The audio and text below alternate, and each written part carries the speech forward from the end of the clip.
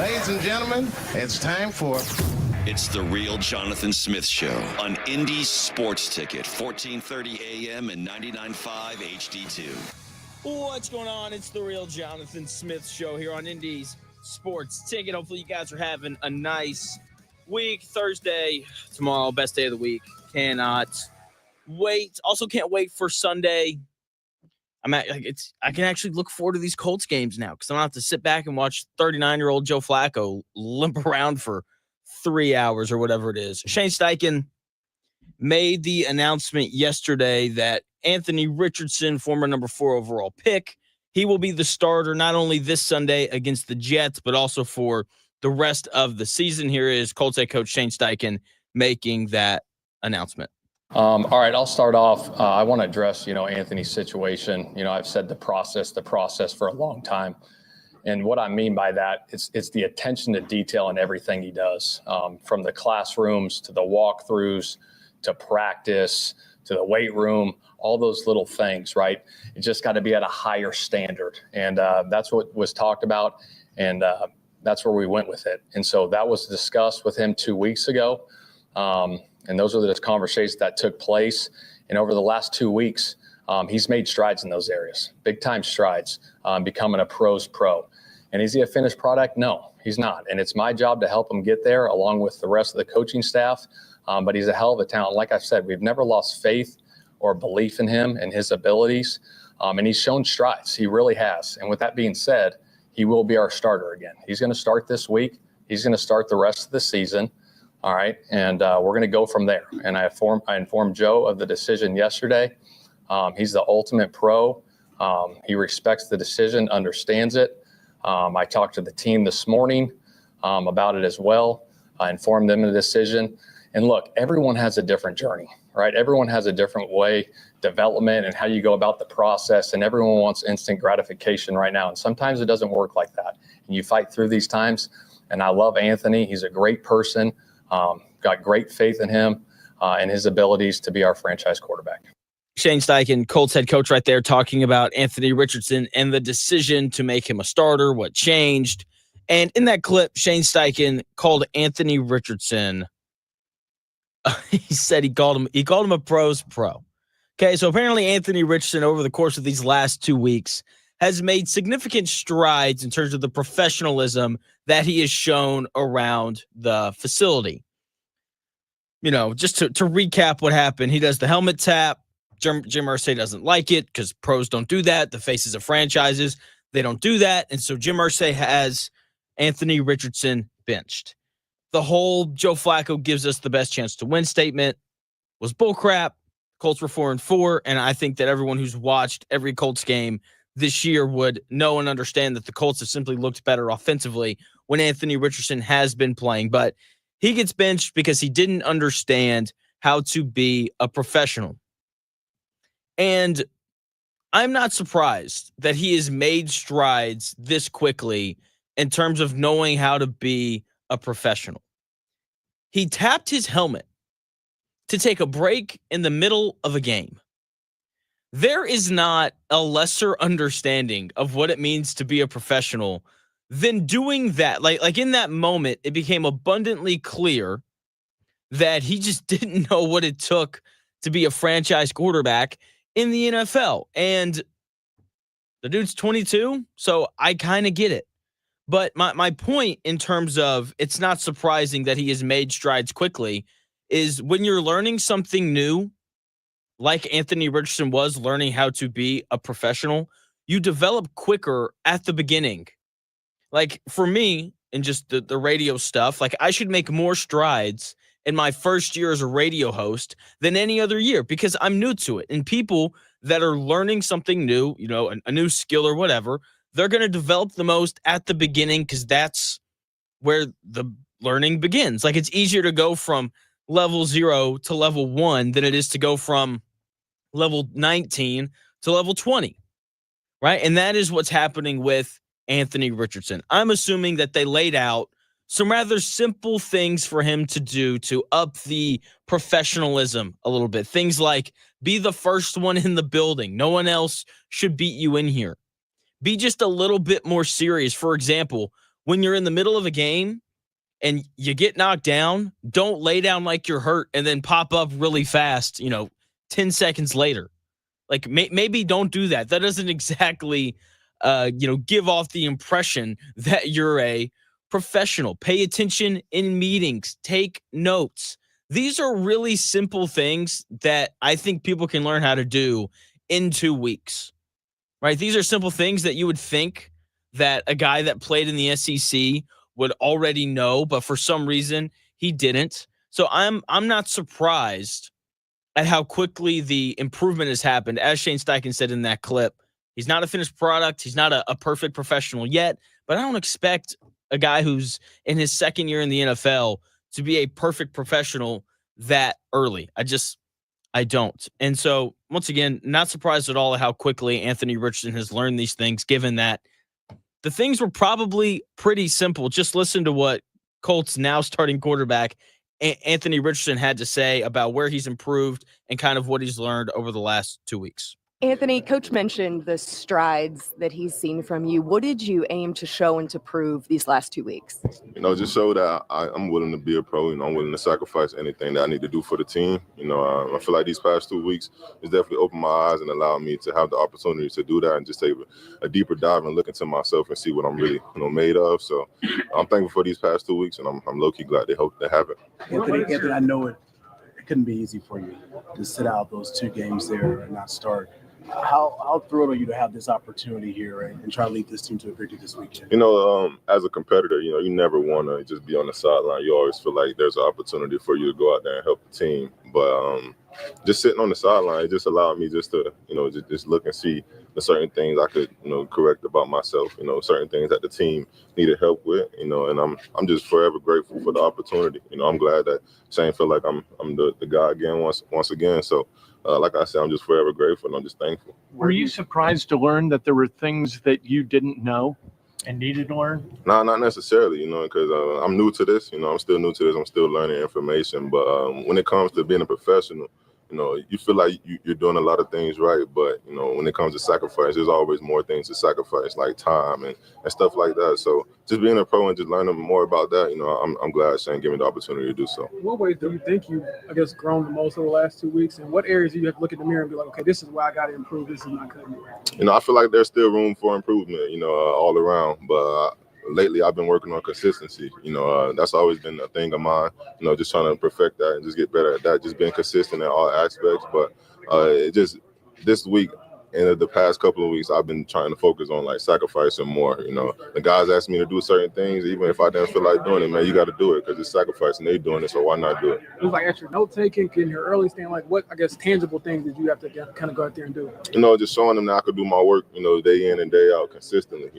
As a pro, you feel like, okay, I'm doing my work, I'm getting it done. That's enough, but it's never enough. Especially not for the vets. They feel like if they got to do the extra work, you got to do it too. So that's how it's supposed to be. Anthony Richardson right there answering questions on what he's learned, how he's become a better professional over these last couple of weeks. And he talked about really simple things. Talked about sacrificing his time. That seems like an easy thing to fix. That's something that you can fix in 2 weeks, and sacrificing time means showing up early, staying late, taking more time to watch film as opposed to playing basketball. And he mentioned doing things that he didn't want to do. And I'm 24, and I fully recognize that my generation has some growing up to do. Let's put it that way. And doing things that you don't want to do is part of any job. And I think there are plenty of 22-year-olds across the country at their new job learning that you have to do things that you don't want to do sometimes, like showing up early, staying late, taking extra notes, doing all those things. Once again, Anthony Richardson is talking about simple things that you can learn in 2 weeks. So whenever Shane Steichen says that he's made significant strides in being a professional, once again, I believe it simply because the guy was at level 0 of being a professional. It's really easy to go from level 0 to level 3. Okay? Once again, you would think that Anthony Richardson already knew all these things. But the more I talk to and interact with people my age, the more I realize that they don't know these things for some reason, especially people like Anthony Richardson, who have had success handed to them without much struggle. Okay. And for Anthony Richardson, like, his athletic career has just kind of been handed to him. Okay. And the fact that Anthony Richardson got benched, I think it's actually going to be the best thing for him. Anthony Richardson is this incredible athlete. Okay. I like him, don't like him. If you think he's going to be good, if you think he's going to be bad, whatever. It is undeniable how incredible of an athlete this guy is. And it's undeniable how much potential he has because of this athletic ability. Okay. He's so athletic that he got a scholarship to go play at Florida. You know, that's a premier SEC university. He got a scholarship to play quarterback at Florida despite only playing 6 games in high school. He is such an incredible athlete that he was the 4th overall pick in the NFL draft despite only attempting 215 passes in his college career. For reference, Bo Nix completed 364 passes in his senior year alone at Oregon. Anthony Richardson has barely played quarterback, but he's so athletic and there is so much potential that he was the number 4 overall pick. This guy didn't have to earn a dang thing throughout his athletic career because the potential and the physical tools and all those things are significant. For the first time in Anthony Richardson's life, something didn't go his way in his athletic career. Failure is a normal thing in sports. It's a normal thing when you move up from college to the NFL that every player goes through. Like, you're going to have these moments where things don't go well. And if you don't handle that failure well, then you're never going to be good anyway. And I think that this benching for Anthony Richardson serves as a great wake-up call for him. A lot of these high draft picks have never failed in their lives. Okay, and getting benched during the middle of the year for a 39-year-old quarterback, that's a great wake-up call. That's a great way to let a guy know, hey, you aren't living up to the standard or the expectation. It happened to Bryce Young, right? You know, he was a starter all year last year for the Panthers, and they're bad, and then he comes out this year, and he continues to be bad, and then they're like, we're going to go to Andy Dalton. That's how bad Bryce Young has been, right? Then Andy Dalton gets in the car accident. Bryce Young gets thrown back out there, and he's won back-to-back games. Seriously, like that's an impressive thing. And, you know, we saw Bryce Young respond well to being benched, and for the first time in his life, not having something go his way in his athletic career. Maybe Anthony Richardson, hopefully Anthony Richardson, responds in a similar fashion. Maybe he won't. Either way, this is a big spot in Anthony Richardson's career. We're going to learn how he deals with failure because this is the first time in his life where something in his athletic career didn't go his way. Hopefully, he now has the realization that his athleticism and his potential isn't enough to keep a starting job in the NFL. Okay, when I believe that Anthony Richardson has improved as a pro because he could only go up in that regard. I also think that despite what Shane Steichen says, Anthony Richardson didn't get the job because of his improvements as a professional. Anthony Richardson got the job because of how awful Joe Flacco was. Okay? Like, if the Colts, you know, if they won back-to-back games and Joe Flacco was playing well, Anthony Richardson wouldn't be the starter again. Okay? I am excited to watch Richardson play on Sunday. I think there's potential for him to have a really big game and for him to be legitimately focused and all these things. If everything that the Colts are saying is true, if he really is, you know, doing what professionals do. And for me, that's show up early, stay late, take notes, do all those important things. So I'm excited to watch the Colts. I think the energy from the team is going to be better because Anthony Richardson's playing quarterback again. Okay. Look, those guys in that locker room, they aren't dumb. Okay, like they knew what Joe Flacco was doing in the games that he played. They knew he wasn't great.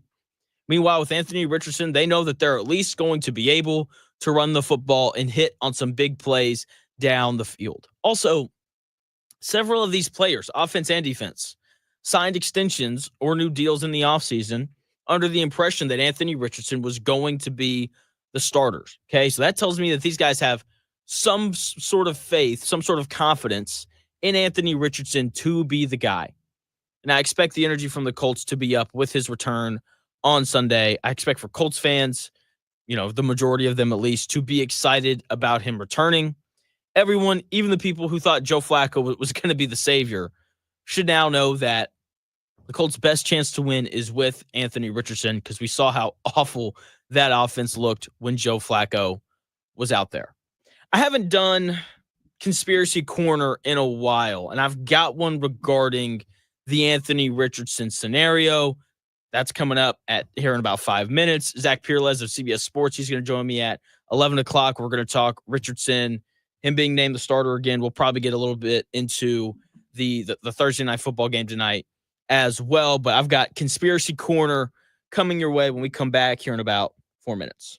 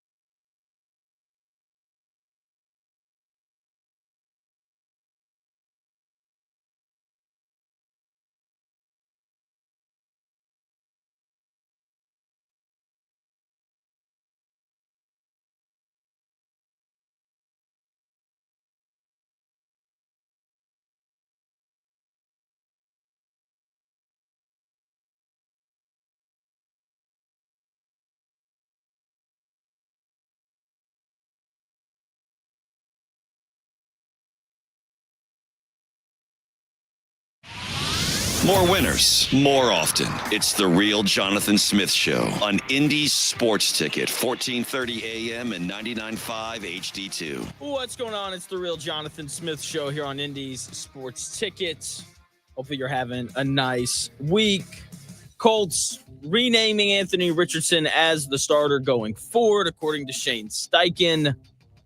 Anthony Richardson has made significant strides in terms of being a pro. He's a pro's pro now. I don't know if I go quite that far, but I do believe that he's made strides because, he could only go up.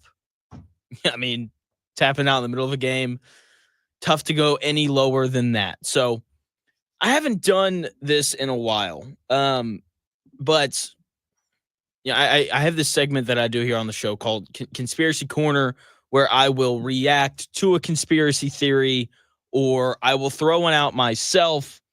And I've got one today, and it's a real conspiracy theory. Okay. There's plenty of holes that can be poked in it, but in the spirit of a true conspiracy theorist, I'm going to ignore all said holes and act like this is the truth. Okay. So without further ado, let's get into Conspiracy Corner for today.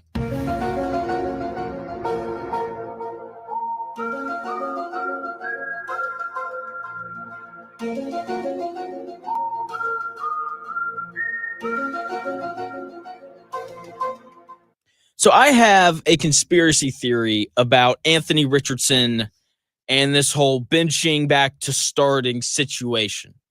Okay, Shane Steichen and the Colts purposefully started Joe Flacco, had him be terrible, so that the belief in Anthony Richardson would increase from fans who I'm sure were driving Shane Steichen and these Colts people crazy, from the media who was clearly driving Shane Steichen crazy, and from the other people in the building. What if Shane Steichen, the offensive staff, Jim Bob Cooter, what if they saw the crystal clear Anthony Richardson struggles through the first part of the season, and they sat back, they looked at the schedule, and they were like, you know what? We got to play the Vikings, who are going to blitz the living crap out of us. I don't know if I really want Anthony Richardson to have to play against the Vikings. And then they saw the Bills, and they're like, it's a good team, good coach. They're going to be well prepared. I don't know if we want Anthony Richardson to play in that game either. This is probably the toughest 2-game stretch of the season. So they're like, you know what? Let's sit Anthony for those 2 games and throw Joe Flacco to the Wolves. Shane Steichen, Jim Bob Cooter, the rest of the staff, they're not dumb as much as we would like to think that they are. They all can go back and look at the film and realize that Joe Flacco wasn't impressive in the games that he played. Okay, they can all go back and look at the film and realize that Anthony Richardson looked better in the games that he played than what Joe Flacco did. And despite that, they were still like, Joe Flacco, let's go. And, once again, these guys aren't dumb. I know that they say that they don't hear anything, but that's just not true. Shane Steichen and Jim Bob and all those guys, they hear everything that people say. And people were raving about Joe Flacco after that Titans game, even though it was the lowest yardage output of the season from the Colts offense. So they're like, you know what? Let's keep rolling with him in these 2 tougher games. I don't think it's a coincidence at all that they're bringing Anthony Richardson back right when they play the 3-7 New York Jets, who have been really bad ever since Robert Saleh got fired. If the Colts staff wanted to be right about benching Richardson and they wanted to be right about how Joe Flacco gives them the best chance to win, then they would leave Joe Flacco in there to play against this awful Jets team. They aren't doing that, though. They sat Anthony Richardson for 2 weeks so he wouldn't get his butt kicked the way that Joe Flacco did. And now they're bringing him back so he can have success against a lesser team. Okay. Also, this is going to keep everyone off of Shane Steichen's back. Whenever people call for Joe Flacco, he'll very easily be able to say, well, remember the games against the Vikings and the Bills? I don't believe this at all. It's just fun to throw out crazy conspiracy theories from time to time. Shane Steichen benched Anthony Richardson for 2 weeks, so the overall belief in Anthony Richardson would go up. There's my conspiracy theory on this matter. I want to talk about Indiana here for a bit. Before we move on, once again, Zach Pereles of CBS Sports, he's going to join the show coming up at 11 o'clock. He lives in D.C., so we're going to talk about Anthony Richardson being reinstated as the starter, and then we're also going to talk a little bit about Thursday Night Football.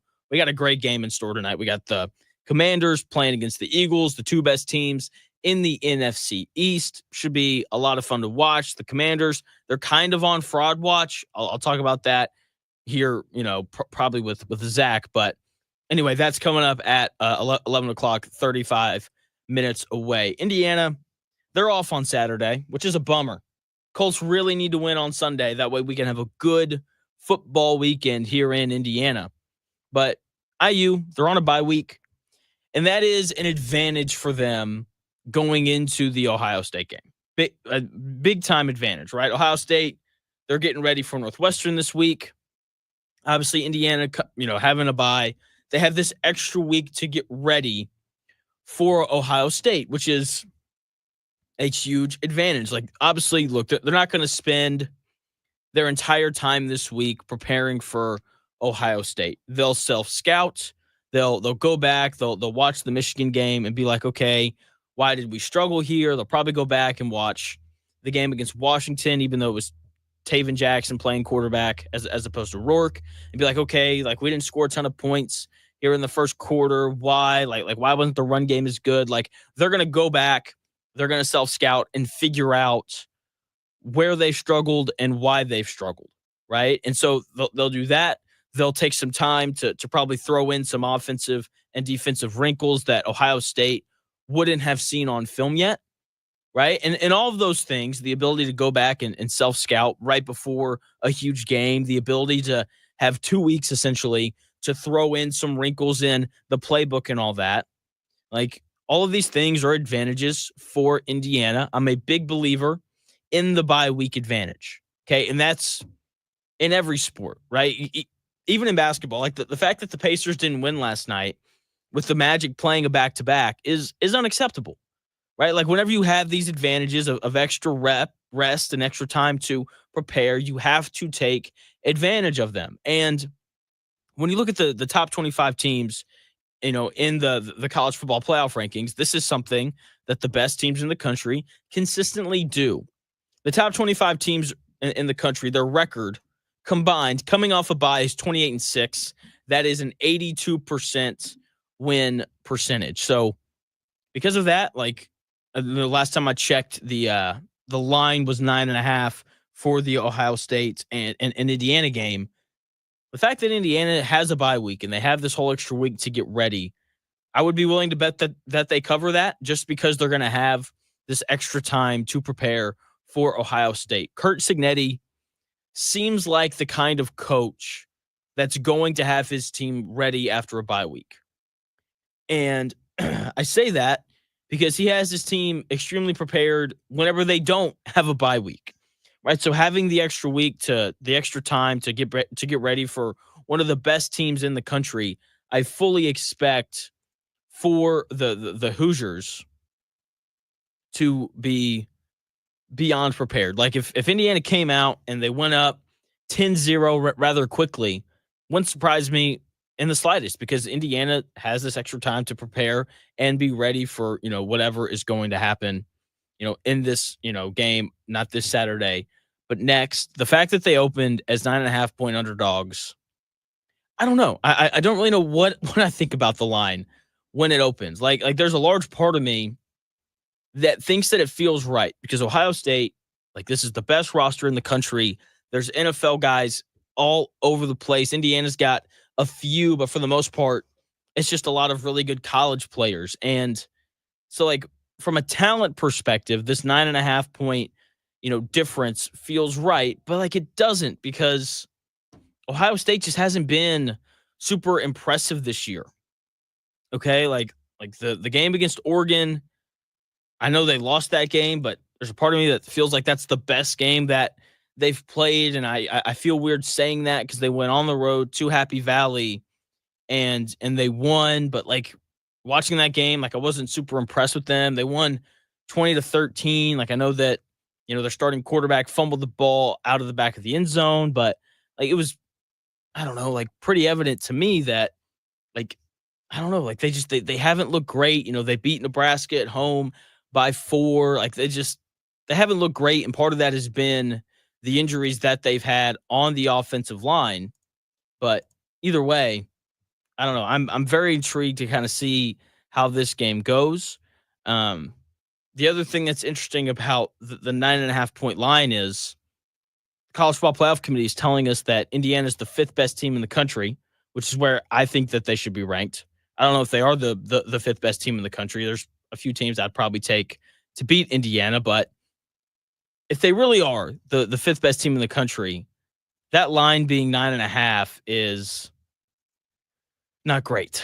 Not great at all, but we'll see. That game's not this Saturday, but next. Very interested to see how well prepared Indiana is for that game against Ohio State. Pacers lost last night, and it's just unacceptable at this point. Like, you're playing the Magic, who don't have Paulo Banchero. You're playing a team that's in the middle of a back-to-back, and you lose. Like, that can't happen. It really can't. I don't understand. I don't understand how it happens. I really don't. The Pacers lose 94-90. Tyrese Halliburton continues to be bad. No other way to put it. 9 points and 11 assists from your best player, who is 3 of 14 shooting. You're not going to beat anybody when that happens. You just aren't. And Pascal Siakam had another great game, 25-7. Mathurin continues to play well, 23 points and 12 rebounds. That's another double-double for him. Like, it's frustrating because it feels like the rest of this Pacers team is playing well enough for them to win. I mean, they held a team to 94 points. This is supposed to be the Pacers are supposed to be one of the better offensive teams in the NBA. And for whatever reason, they can't score. And the reason is Tyrese Halliburton's been bad. Like, your best player has to play like your best player. And when they don't in the NBA, like, you're going to lose, especially when, your opposition's best player, who for the Magic right now, it's Franz Wagner. Like, he played well. He had 29 points. Like, when your best player gets outplayed that dramatically, then best of luck. I mean, you're not going to beat anybody when the discrepancy between the two best players on the opposing teams are that different. Pacers also didn't shoot the ball super great. Only 10 of 30 from 3, only 38% from the field as a whole. Got to be better in that regard if you want to beat anybody. So that's a game that the Pacers need to win, but I think they're back at home tomorrow night. They're playing the Miami Heat, their first game of the NBA Cup. So hopefully the energy's up. Hopefully Halliburton plays well, because when Halliburton plays well, Pacers can beat anybody. When we come back here in about 4 minutes, speaking of beating anybody, Colts, Jets, theme, all that good stuff, that's coming your way here in about 4 minutes.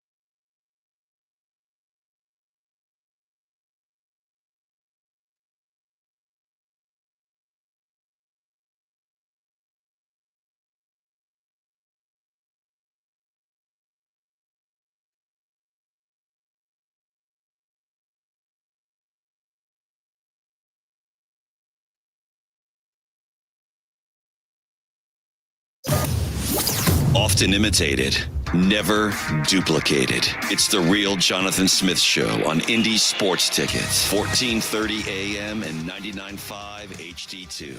What's going on? It's the real Jonathan Smith Show here on Indy's Sports Ticket. Hopefully you guys are having a nice week. Anthony Richardson he's renamed as the starter for the Indianapolis Colts, and they are set to take on the New York Jets on Sunday, as we always do. On Thursdays, we do the whole title thing. I'm a titleist, not the golf brand. If the title to your movie's not good, if the title to your book isn't good, I'm not reading it, I'm not watching it. It's really that simple. Speaking of movies, Gladiator 2 comes out soon. I think next Friday. Maybe it's tomorrow. Either way, I know I'm going to watch that. Can't wait. Having Denzel on and all that good stuff. Can't wait. Has that guy ever been in a bad movie?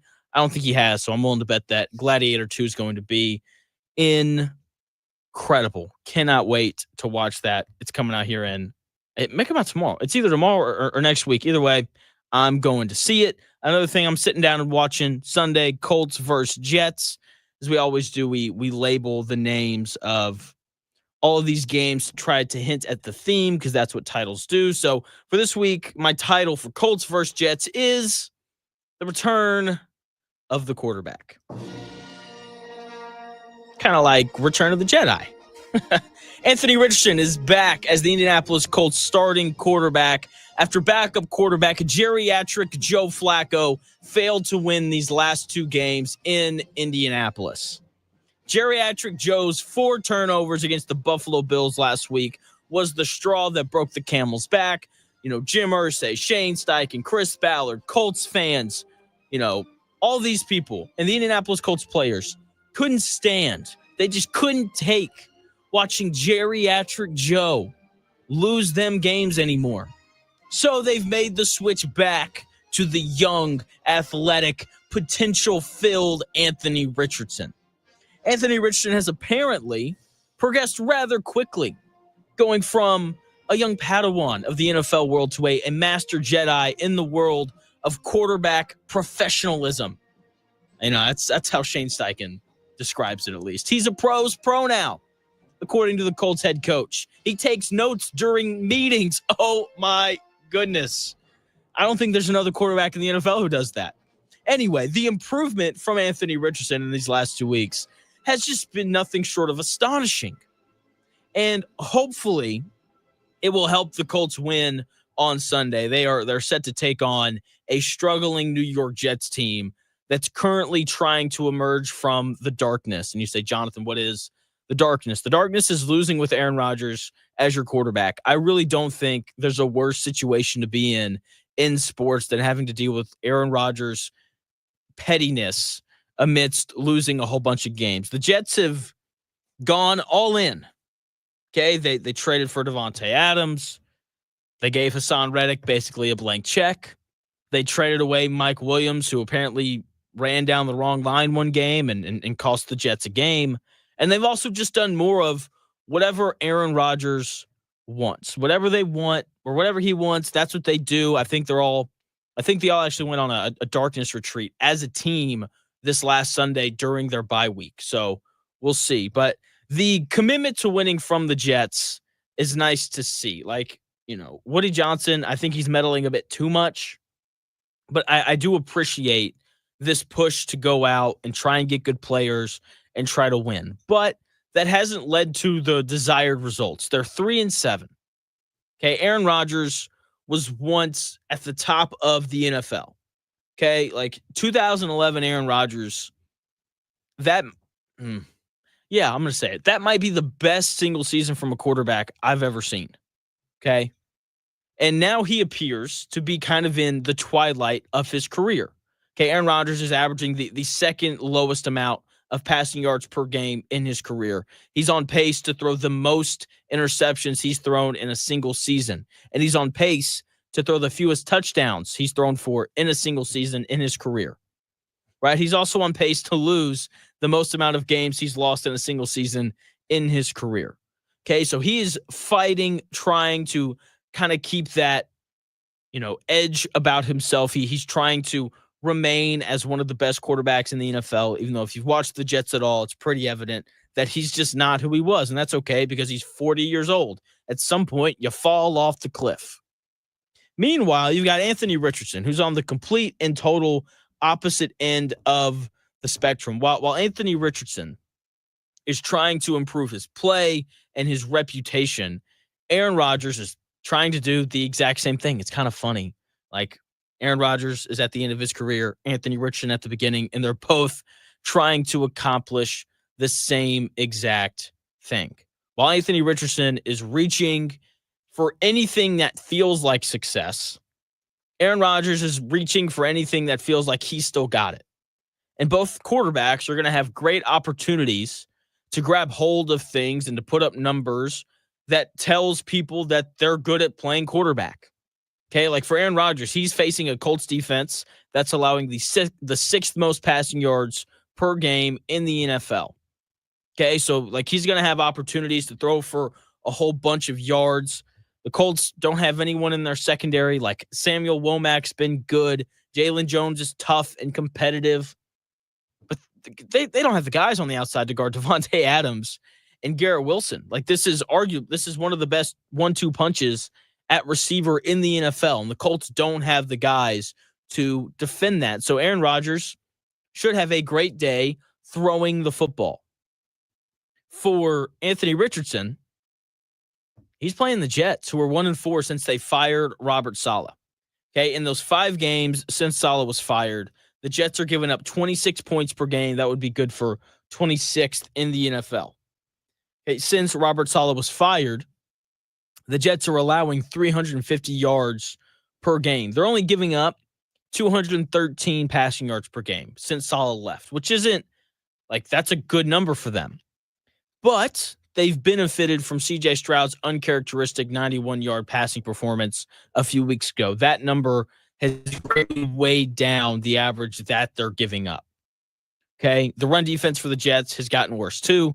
And as we all know, when Anthony Richardson plays quarterback for the Colts run the football so much better. We've seen it with Jonathan Taylor this year, right? Jonathan Taylor with Joe Flacco, he had 49 carries for 220 yards. That's 4.4 yards per carry.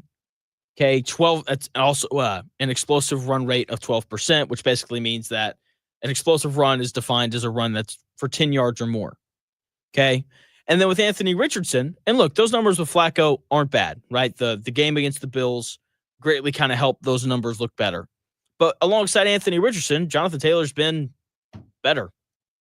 He's got 77 carries for 396 yards. That's a 5.1 yards per carry average, 5 touchdowns, and a 17% explosive run rate. So he's not only more consistent, but he's ripping off more big runs as well.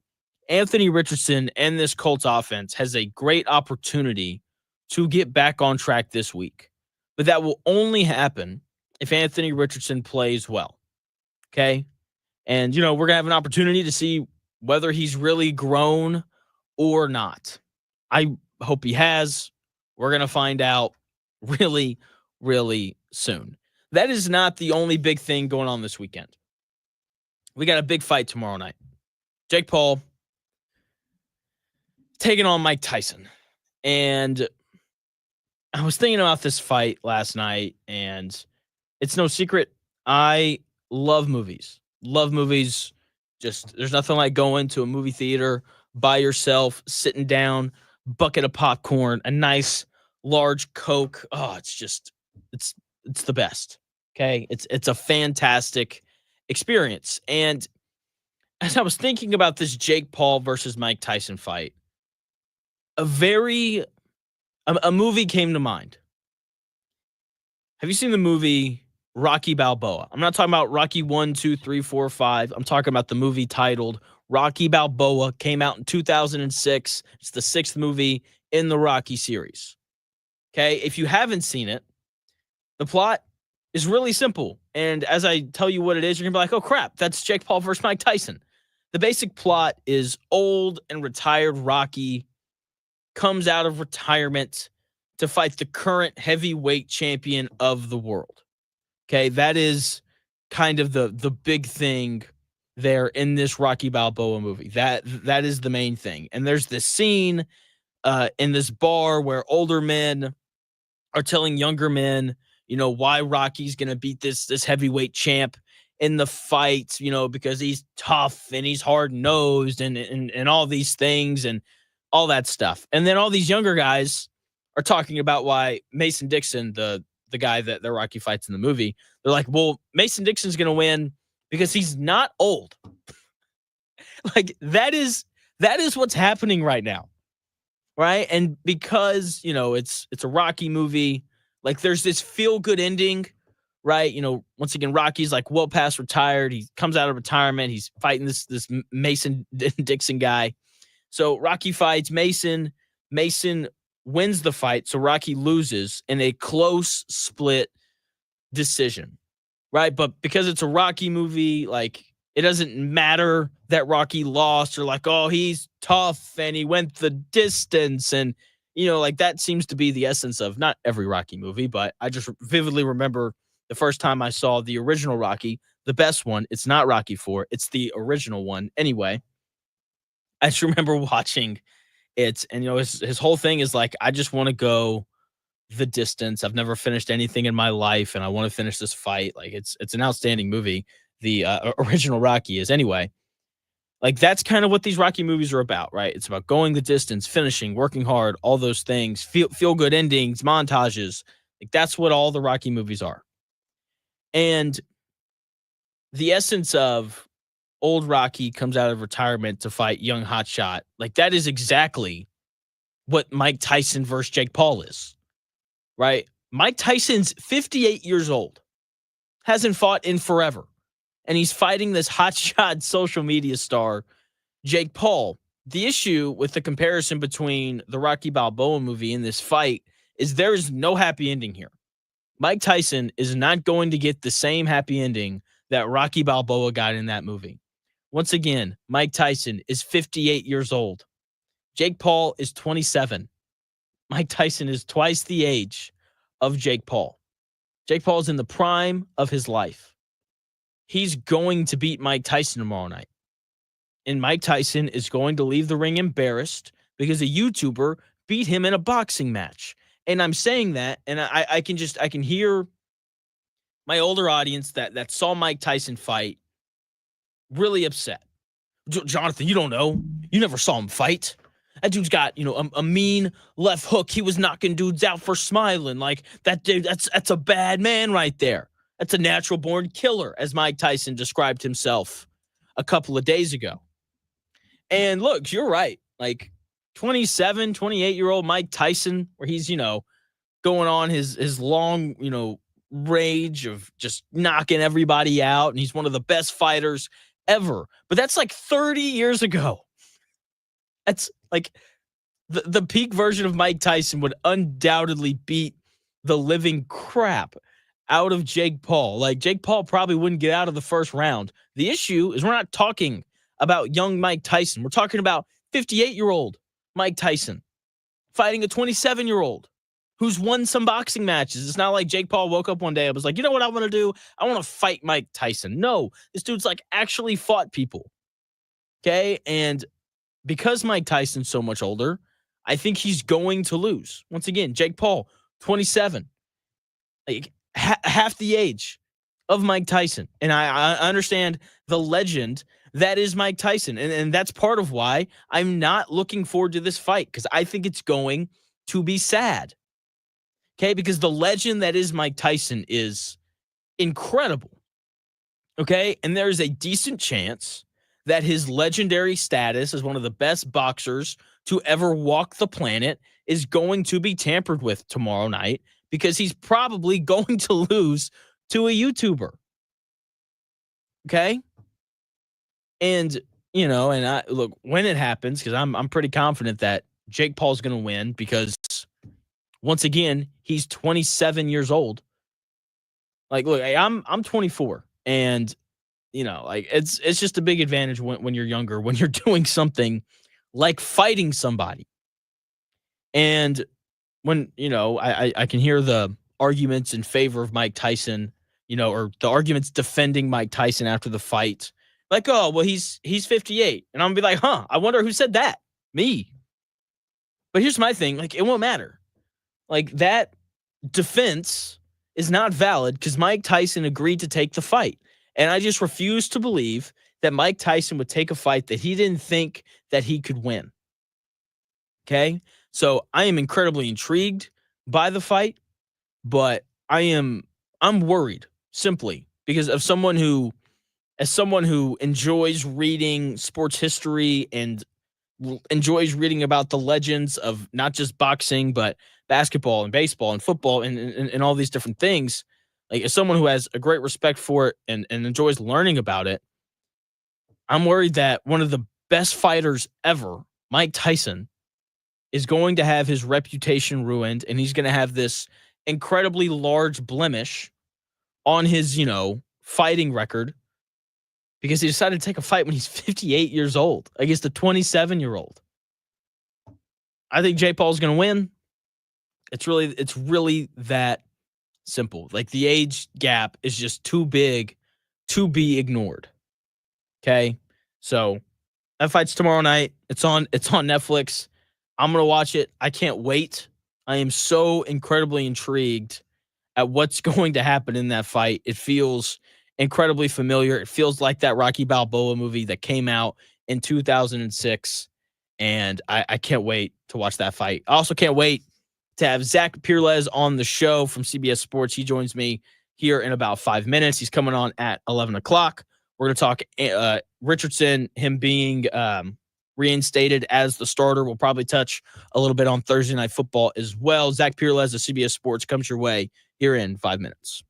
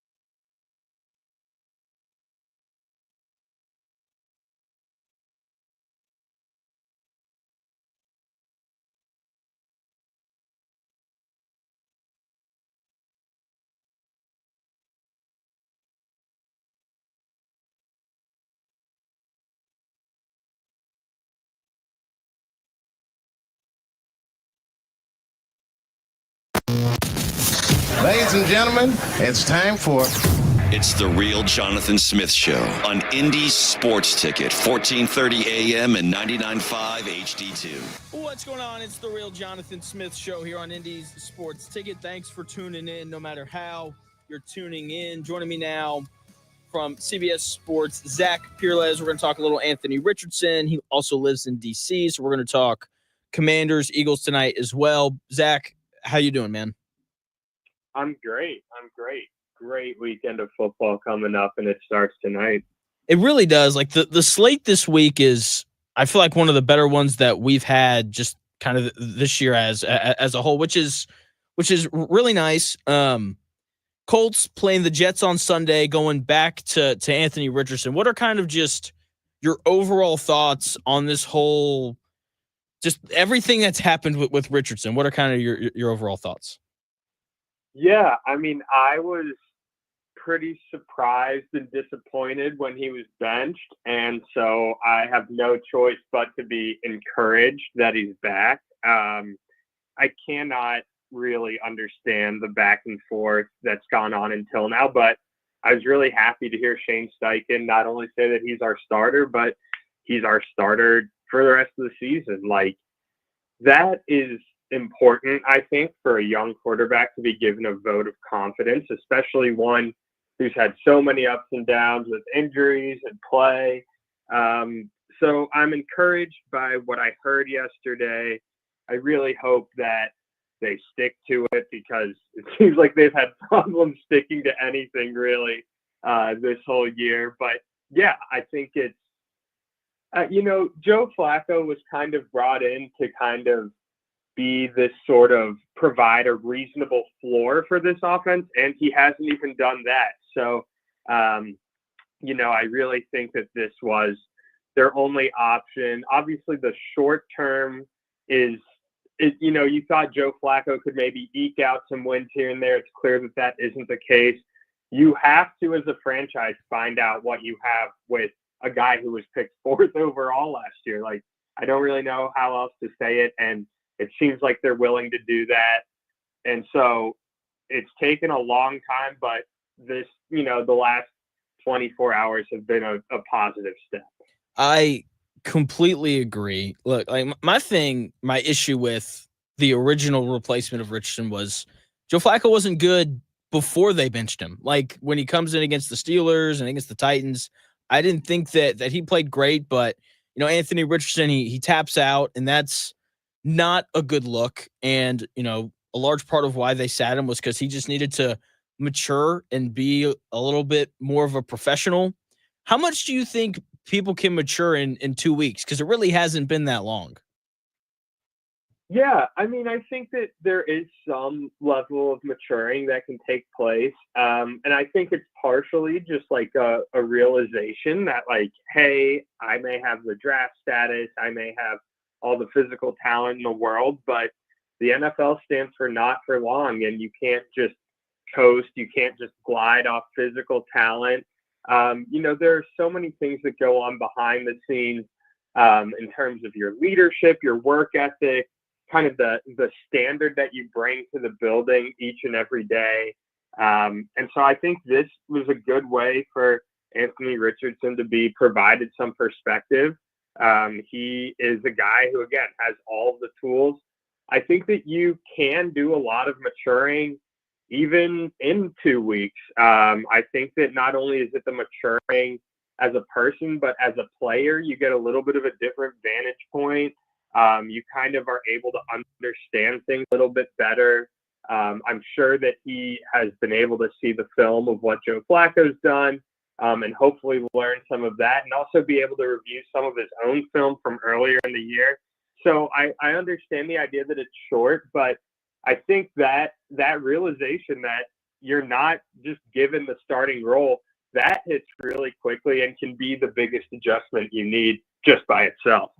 Joined by Zach Pereles of CBS Sports, talking about Anthony Richardson being reinstated as the starter. That's kind of my thing. Like, when you look at Anthony Richardson's history, like, he played 6 games in high school and got a scholarship to Florida. He threw 240 passes in college, which, for reference, Bo Nix completed 364 passes in his senior year alone at Oregon. And so, like, he's barely played, and he just keeps kind of not failing up. I don't think that's the right way to put it, but he keeps being awarded these opportunities based off of his athleticism. And I think for the first time in his athletic career, that didn't happen. Like, he got benched because he wasn't playing very well. And hopefully this is the wake-up call that he needed. Do you think that the switch was made more because Anthony Richardson matured or because Joe Flacco was just awful? Oh man, that's a great question because I'm sure it's a bit of both. I think at some point, it's tough. I think they saw what happened the past 2 weeks, and like if Joe Flacco had gone out and they had, either won both games or split the 2 games, and Joe Flacco had looked really good, then it's hard to switch back. Especially with what would have been their standing in the playoff race, but it was really bad the past 2 weeks. And I think they probably, I don't know if it's so much of Anthony Richardson maturing. I think they probably saw him handle it the right way. And they said, you know what, like for the long-term health of our franchise, we have to at least figure out what Anthony Richardson is. Even if it's not figuring it out completely, we have to take more steps to understanding what Anthony Richardson is. If they had kept starting Joe Flacco, it's like you're in the same position as you were last offseason. You saw a lot of good, some good and a decent amount of bad from Anthony Richardson, but he couldn't stay healthy and you just don't know what you have. If they had kept starting Flacco, then you're basically at the same point all over again. So I think it's probably more this is kind of untenable with Flacco, because it sounded like they wanted to keep him after the loss on Sunday, and then they probably looked over film Monday, and they probably said Anthony Richardson has handled stuff well, but more importantly, this offense cannot keep going with Joe Flacco. So I'm going to lean Flacco because if he had played well, I don't think they're switching back. But Anthony Richardson's maturing, Anthony Richardson kind of taking responsibility and doing things at a higher level certainly plays a role as well.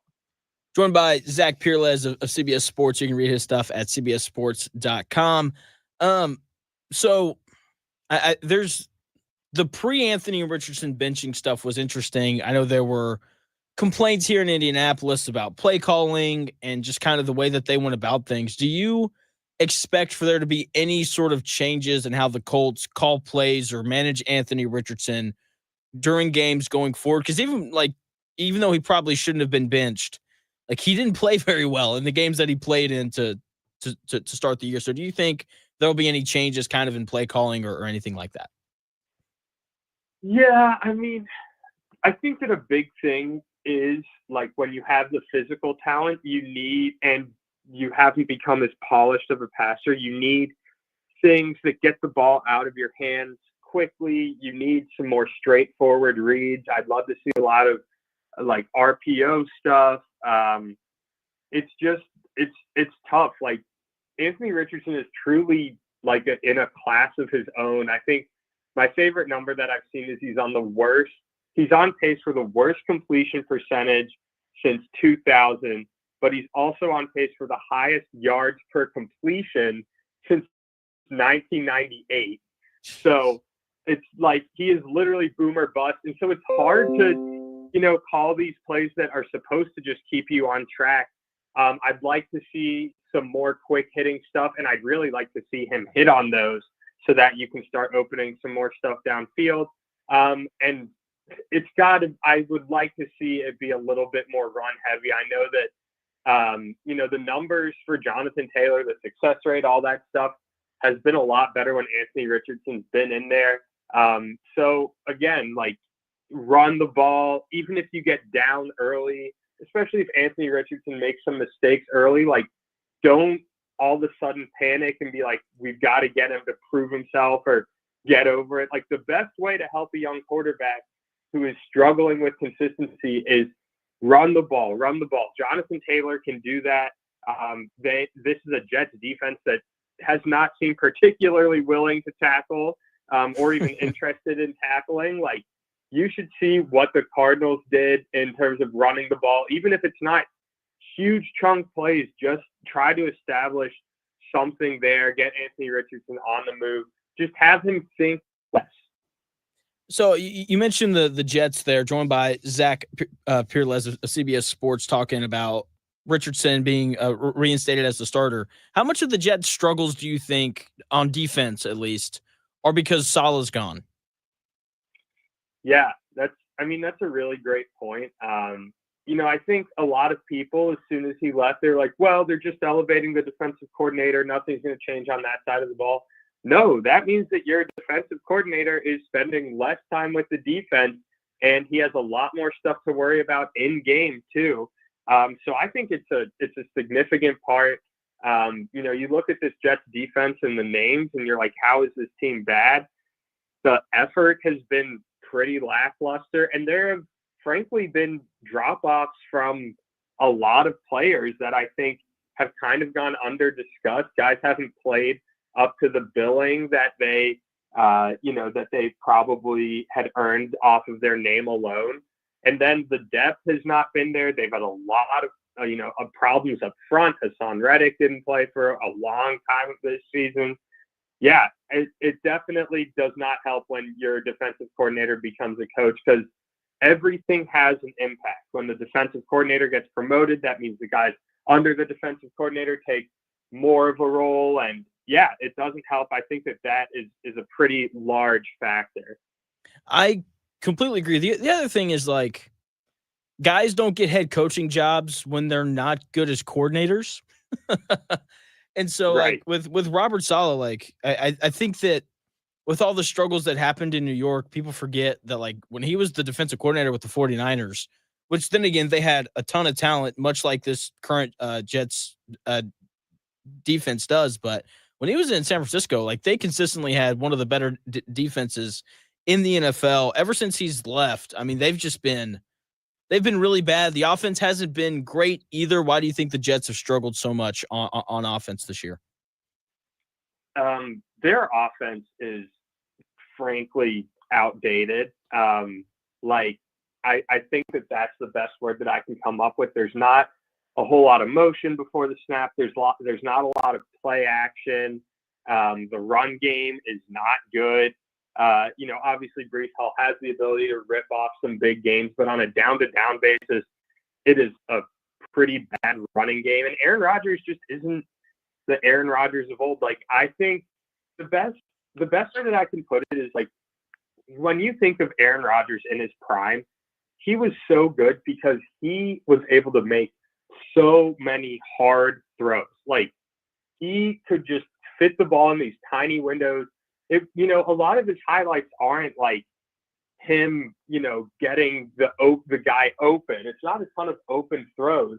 He's always like this sort of system that puts a lot on the quarterback, and he is he is coming off a major injury. He doesn't move like he used to, and the throwing hasn't been as accurate as it's been. So it's always been an offense that's like based on really small windows, really, really great timing.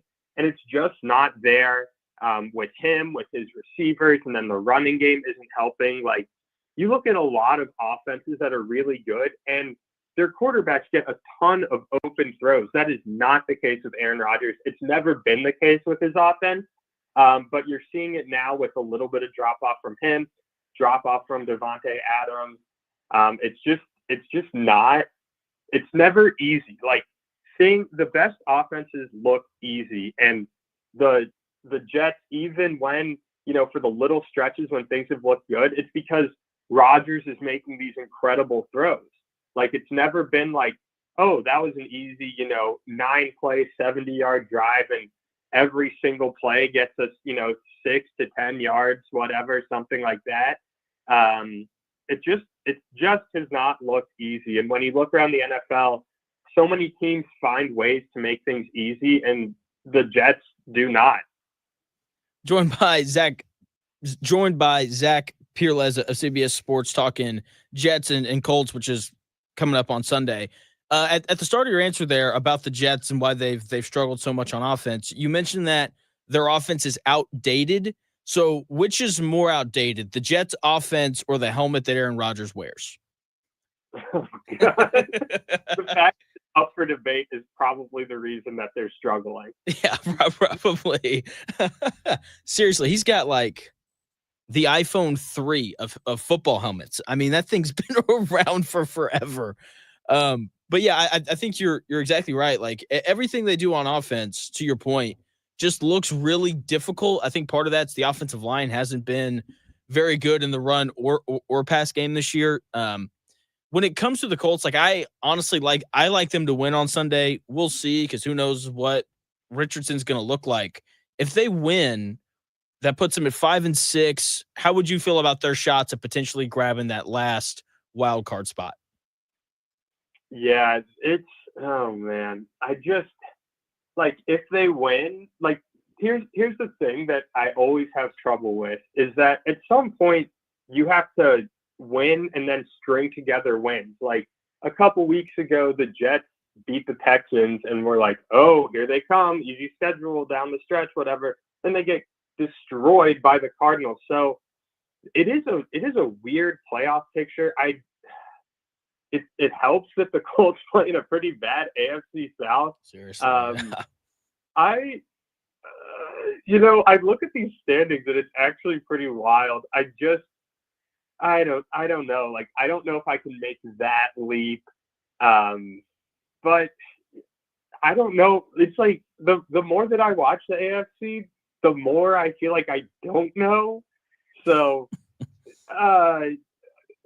get back to me in 3 weeks. Okay, sounds good. The schedule for the Colts, like you said, the division's not good. Like, they still have to play the Jags at home. They still have to play the Titans at home. You would think that those are 2 wins. We'll kind of see, but you're not going to like this next question because you just said that the more you look at the AFC, the less you like it. I think that the first 5 seeds are pretty easy to pick. Like, the Chiefs are going to win the AFC West. The Bills are going to win the East. The Steelers or Ravens are probably going to win the AFC North. And then whoever doesn't will be the first wild card spot. And then Houston, they pretty much already have the AFC South locked up. So who do you think, if you had to pick the 2 teams that would grab those last 2 wild card spots, who would you pick? Yeah, great question. I'm going to go with the Chargers for one. Like, Justin Herbert, I actually did a little bit of writing on this earlier this week. Justin Herbert has been awesome. Like, people kind of looked at these Chargers and they saw, what's so different from last year other than the coach. They didn't bring in a ton of guys. Justin Herbert is awesome. Like, they run the ball a ton. He is efficient. He doesn't take bad plays. He doesn't take bad sacks. He doesn't throw interceptions. And the defense is just like really sound, really like playing at a high level.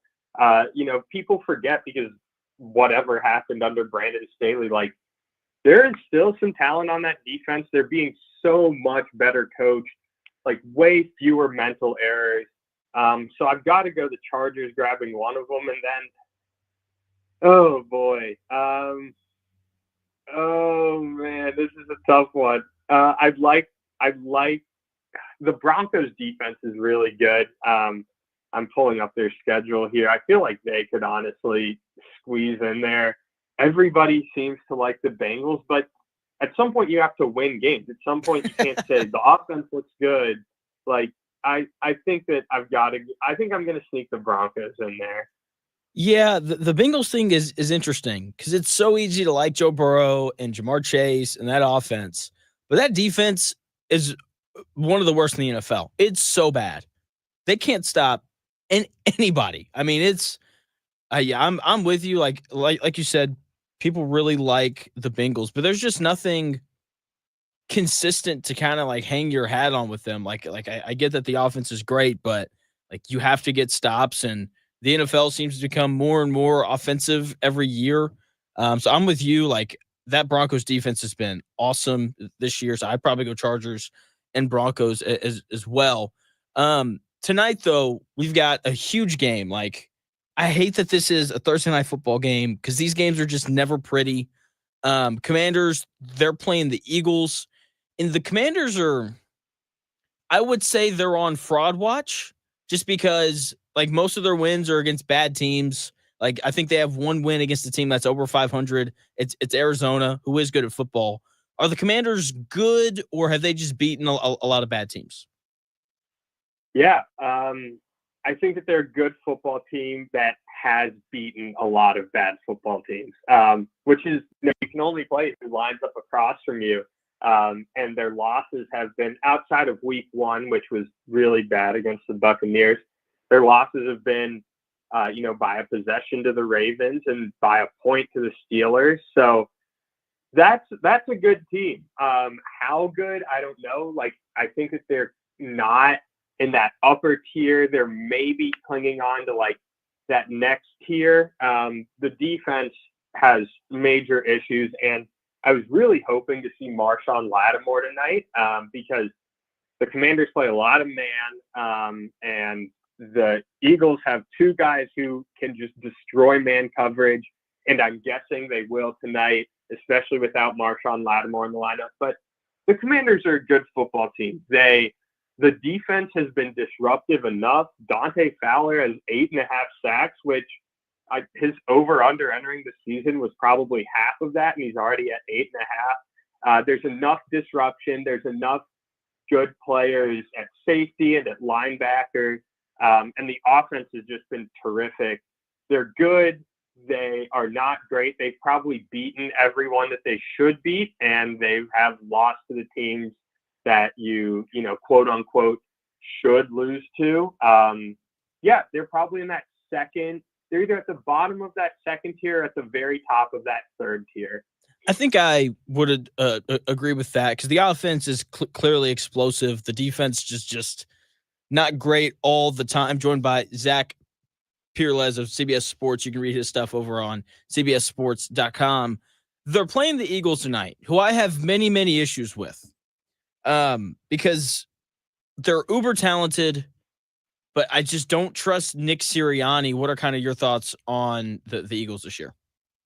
Yeah, like a month ago, I was like, what's going on here? Like, these guys can't get out of their own way. Nick Sirianni is yelling at his own fans. Like, things just looked really bad, but that talent is undeniable, like you said. I think Jalen Hurts has shown some major, major strides. He was a guy who really has struggled in his career against the blitz and against pressure, and he has just been a lot better. Saquon Barkley is just like, he is single-handedly propping up he and Derrick Henry are single-handedly propping up you should invest in a really good running back because it changes the complexion of your offense. Yeah. So yeah, the talent is unbelievable. I've been really impressed with the defense.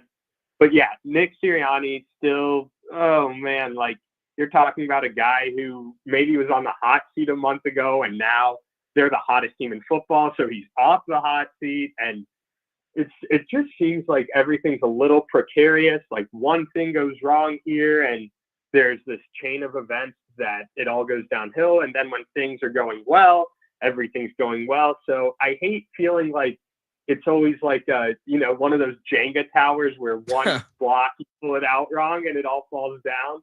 But for now, Jalen Hurts is playing well. The defense is playing well. So I trust them for now, and then talk to me when they might lose a game or two in a row. Fair enough. Joined by Zach Pereles of CBS Sports. Last question for you, Zach, and I will let you go. How much of the success of the Eagles is equated to Nick Sirianni versus him hiring 2 great coordinators in Fangio and Kellen Moore? Yeah, I think that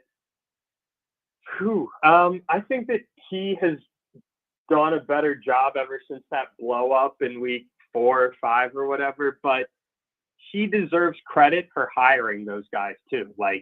He made mistakes last year and got ripped for it. And it shows, just how much success in the NFL is based on who is around you, whether it's players or coaches. So it was important for him to get these hires right. And that is ultimately what has turned them around after such a disappointing end to last year. So it's a lot on the coordinators. It's a lot on the players buying into those coordinators. But remember, he's part of hiring that. So when you're a guy who's not calling plays, when you're a guy who, is kind of more of that overseer role, you better get the guys calling plays right. And he has. So you have to give him credit for that.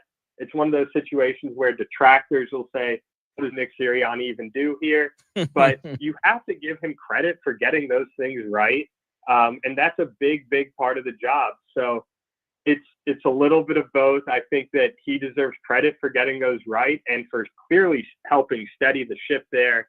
But he's also got the right people in place. He does. And for the people asking, what does Nick Sirianni even do? He yells at fans after they win. That's vital. It's very important. Zach. Yes, he is. I think that it's weird. That was one of the weirdest post game things I've ever seen after a win at home. I won't argue with you. I just like you said, if they lost, like, okay, cool, I get it. But like they won, it's like move on. I don't know. He's like you said, like you did the Jenga tower example earlier with the Eagles, and I feel like Nick Sirianni is like his own separate one where like one thing is going to go wrong, and we're just going to see him absolutely crash. Yeah. I think that is almost a little bit why there's some friction with him and Jalen Hurts. Like Nick Sirianni, real emotional, real aggressive, like really attacking. Jalen Hurts is so calm and almost like I think they're just such different personalities. That's why they can clash sometimes. But it's hard to argue right now with 7-2, and I think they've got a pretty good chance to get to 8-2 tonight. Yeah, I do too. I'm so intrigued. I'm so excited to watch this game. I think it's going to be great. Hopefully it is. These Thursday night football games can be really ugly, but we'll see. Zach, thanks for your time, man. You were great as always. Yeah, thanks for having me. You got it. I'll see you. That is Zach Pereles of CBS Sports. You can follow him on Twitter at Zach_Pereles. He writes for CBS, does a great job. Head over to CBSSports.com and read his stuff. He mentioned he just wrote an article on the Chargers and Justin Herbert. That's a team that the Colts are competing with to grab a wild card spot. So head over there, read that. He does a fantastic job. And hopefully the Colts will do a fantastic job on Sunday. Colts versus Jets title theme. I don't even know what to title this segment, which is an issue. But every week I title the Colts game on Sunday. This week they're playing the Jets. I'm going to give you the title of the game when we come back here in about 4 minutes.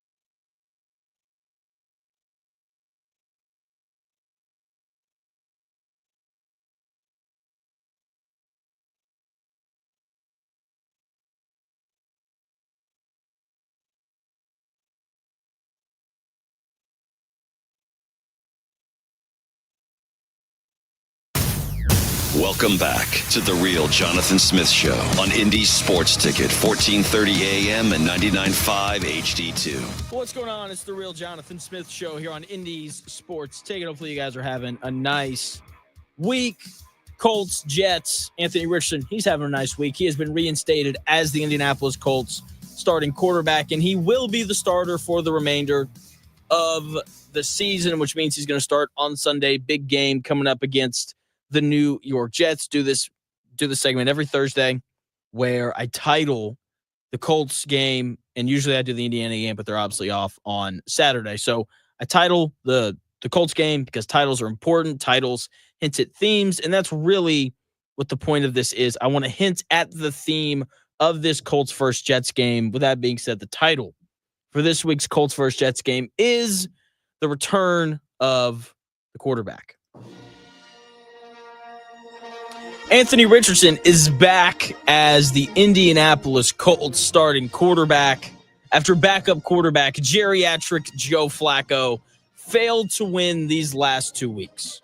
Okay, geriatric Joe's 4 turnovers against the Bills last week were the straw that broke the camel's back. Jim Irsay, Shane Steichen, Chris Ballard, Colts fans, Indianapolis Colts players, casual fans, everyone couldn't take watching geriatric Joe lose the Colts any more games. So they've made the switch back to the young starting quarterback Anthony Richardson that they spent the number 4 overall pick on just a year ago. According to Shane Steichen, Anthony Richardson has apparently progressed quickly, going from a young, inexperienced Padawan of a quarterback to a master Jedi in just 2 weeks. It's honestly astonishing how quickly he has developed from this young, unprofessional kid to now apparently being a pro's pro. That's what Shane Steichen called him. And this is all because he now takes notes during meetings. It's pretty insane. And hopefully it leads to the Colts winning on Sunday. They're taking on this struggling New York Jets team that's currently trying to emerge from the darkness that is losing with Aaron Rodgers as their quarterback. There can't be a worse locker room in sports than a locker room with Aaron Rodgers in it while his team continues to lose. The Jets have gone all in, right? They make this trade for Devontae Adams. They signed Hassan Reddick. They traded away Mike Williams. And they've just done more of whatever Aaron Rodgers wants. And I admire the commitment to winning. I wish more teams were this committed to winning, but the results on the field haven't been there, right? Aaron Rodgers was once the best quarterback in the NFL. Now he appears to kind of be in the twilight of his career. He's averaging the second lowest amount of passing yards per game in his career. He's on pace to throw the most interceptions he's thrown in a single season during his career. He's on pace to throw the fewest touchdowns in a single season in his career. And he's on pace to lose the most amount of games he's lost in a single season in his career. While Anthony Richardson, on the other hand, is trying to improve his play and his reputation. Aaron Rodgers is trying to do the exact same thing. He's trying to play better and get people off his back because there's a lot of people who don't like Rodgers, right? While Anthony Richardson is reaching for anything that feels like success, Aaron Rodgers is reaching for anything that feels like he's still got it. Okay, both quarterbacks have an opportunity to grab hold of something that tells them that they're good at playing quarterback in the NFL. For Aaron Rodgers, he's playing against this Colts defense that's given up the sixth highest amount of passing yards per game in the NFL. Okay, the Colts don't have anyone who can guard Devontae Adams. They don't have anyone who can guard Garrett Wilson. Aaron Rodgers should have an absolute field day against this secondary of the Colts. Now, this Jets offensive line is bad. It's awful, one of the worst in the NFL. So maybe the Colts generate some pressure and they can get Rodgers off his rhythm a little bit. We'll see, but I fully expect for Aaron Rodgers to find success against the Colts this Sunday. For Anthony Richardson, he's playing against the Jets team that's 1-4 since they fired Robert Saleh. In those 5 games, the defense for the Jets has been really bad, worse than the Colts. Okay, they're giving up 26 points per game, which would be good for 26th in the NFL.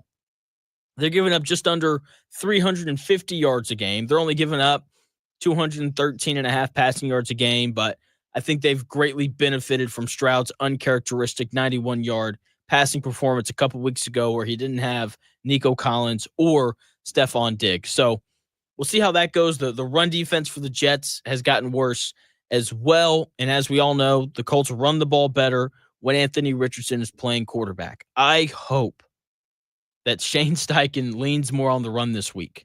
Okay? Because when you look at the Jonathan Taylor splits, he's just so much better when Anthony Richardson is back there, right? Jonathan Taylor with Flacco had 49 carries for 220 yards. That's 4.5 yards a carry. That's a good number. And he had an explosive run rate, which is essentially a run of 10 yards or more, 12% on 12% of those carries. While with Richardson, he's got 77 carries for 396 yards. That's over 5 yards a carry. He also has 5 touchdowns. And he has a 17% explosive run rate, which is, once again, a run for over 10 yards. The Colts offense has an incredible opportunity to get back on track this week. Anthony Richardson has an incredible opportunity to put his best foot forward after being reinstated as the Colts starter. Okay, so hopefully that's what happens. I know we all want the Colts to win. If they win this week, they're 5-6, and they'll have a decent chance at potentially making the playoffs. We're going to see, I think, rather quickly whether or not Anthony Richardson has grown up a little bit, or not at all. We will see when we come back here in about 4 minutes. I've got some thoughts on Jake Paul versus Mike Tyson. That's happening tomorrow night. Should be really good. That Indiana's on a bye. That's a big advantage for them. Probably going to touch on that a little bit as well. All that coming your way when we come back here in about 4 minutes.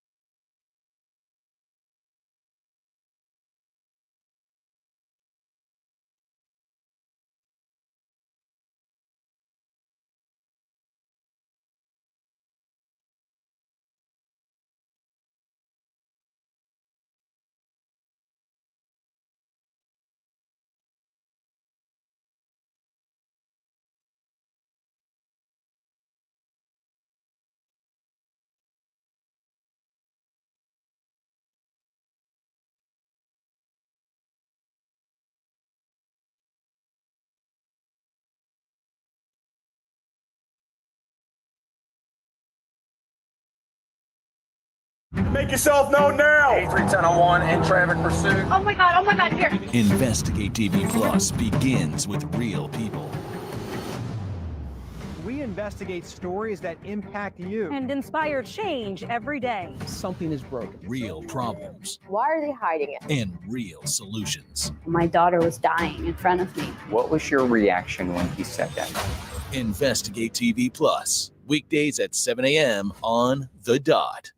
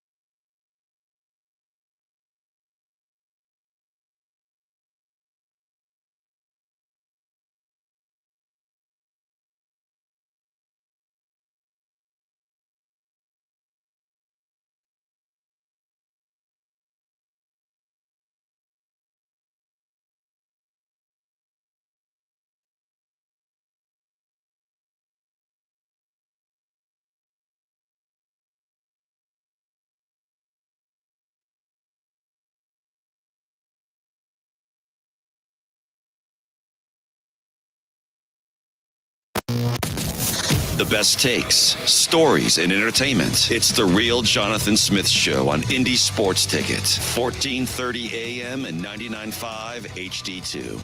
What's going on? The Real Jonathan Smith Show here on Indy's Sports Ticket. Hopefully you guys are having a nice week. We've got a weird sporting event happening tomorrow night.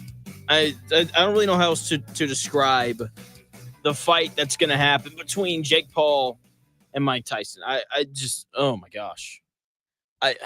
Every time I think about it, I laugh because it's ridiculous. Like the fact that this is even happening, like I said, it's just, it's insane. So Jake Paul fighting Mike Tyson, and I was thinking about it just, last night, and because it's a big deal that people are paying attention to. And like I said, tomorrow night, it's on Netflix and all those good things. And I was like, I need to have I need to talk about this. And so I was thinking about it, and if you listen to my show really at all, you'll know that I love movies. I love going to the movies. I love renting movies.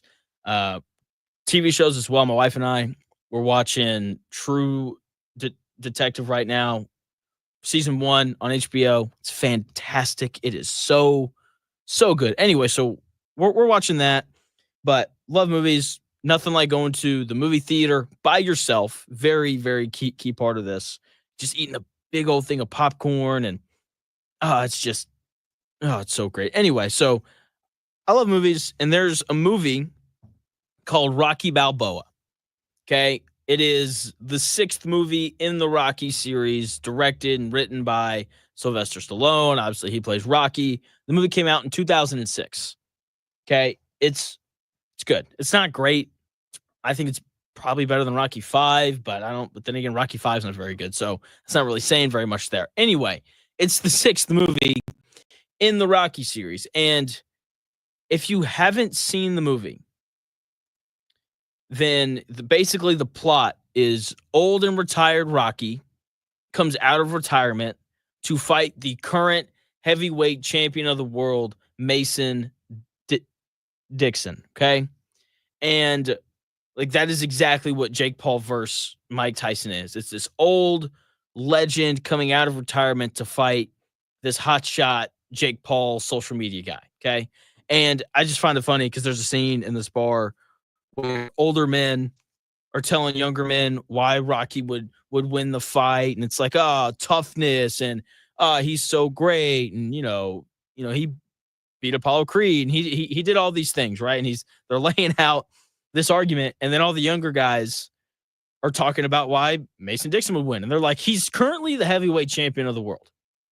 Like, he's going to win the fight. He's much younger, all this stuff. So they're going back and forth, and it's a really weird, talking about Paul and Tyson, like there's this really interesting, like, generational divide, and it's funny. It's interesting.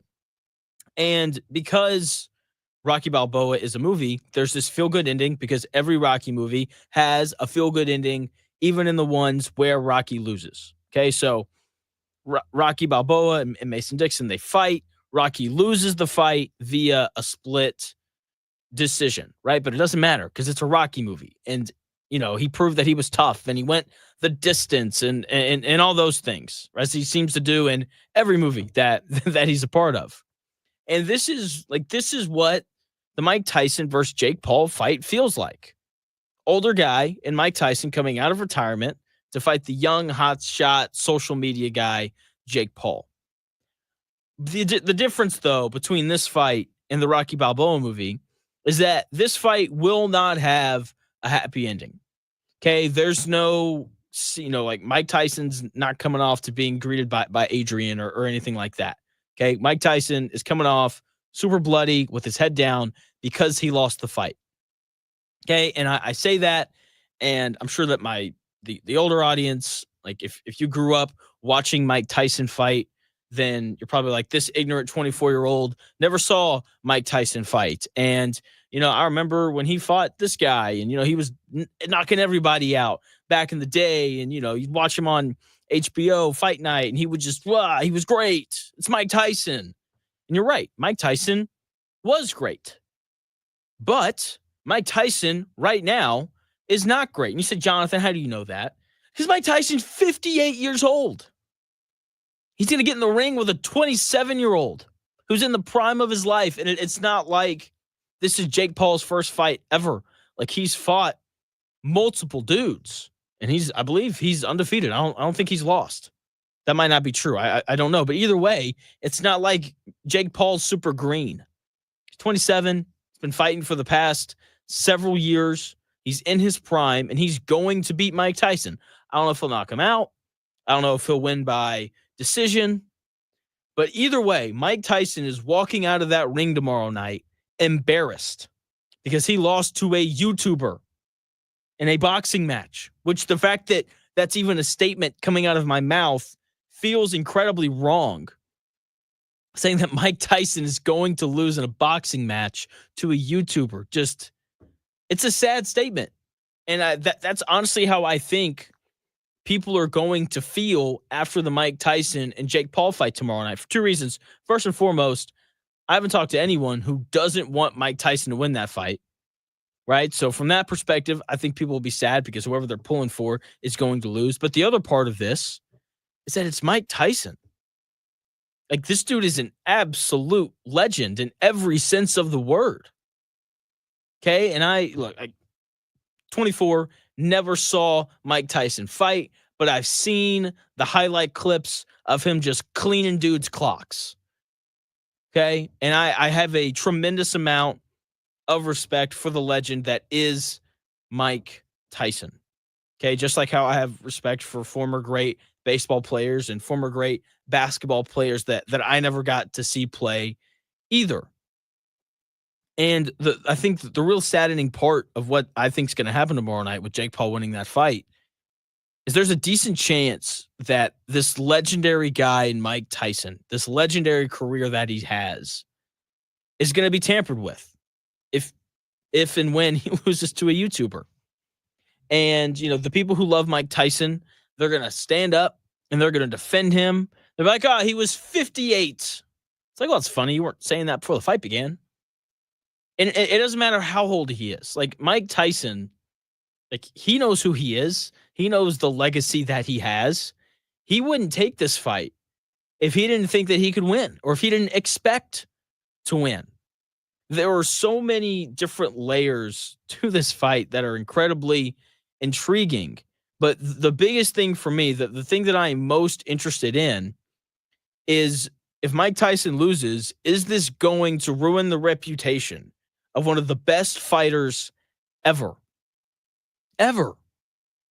If he loses to this 27-year-old kid who does YouTube for a living. That's my question. Like, how does this impact the way that people view Mike Tyson, one of the best fighters to ever walk the earth?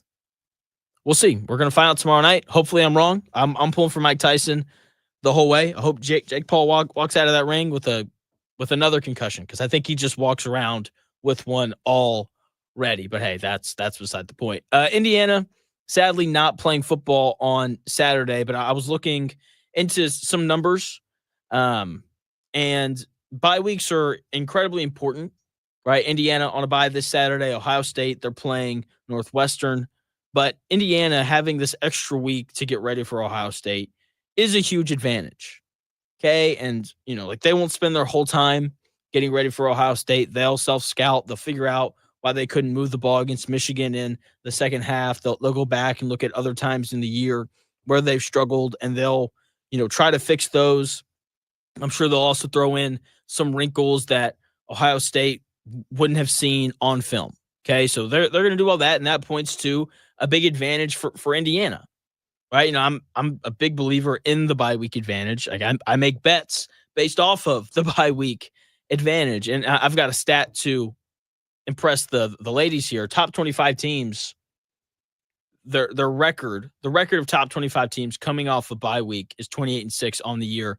That is an 82% win percentage. Okay. Kurt Cignetti is undoubtedly the kind of coach that is going to have his team extremely prepared after a bye week. And I know this because he has his team extremely prepared when there's not a bye week. Okay. So you're giving him extra time to get his guys ready.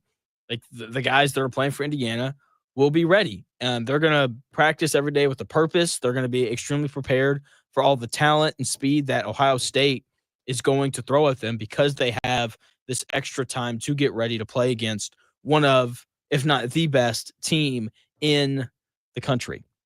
The fact that Indiana is opened as 9.5-point underdogs, like, it feels right, but it doesn't, because they've got that number 5 by their name and Ohio State has that number 2 by their name. Like, if Indiana really is the 5th best team in the country, like the College Football Playoff Committee says that they are, shouldn't the line be like a little bit closer? Like, I get that it's in Columbus, but you got Indiana coming off a bye. They've got a good quarterback. The defense has been amongst the best in the country.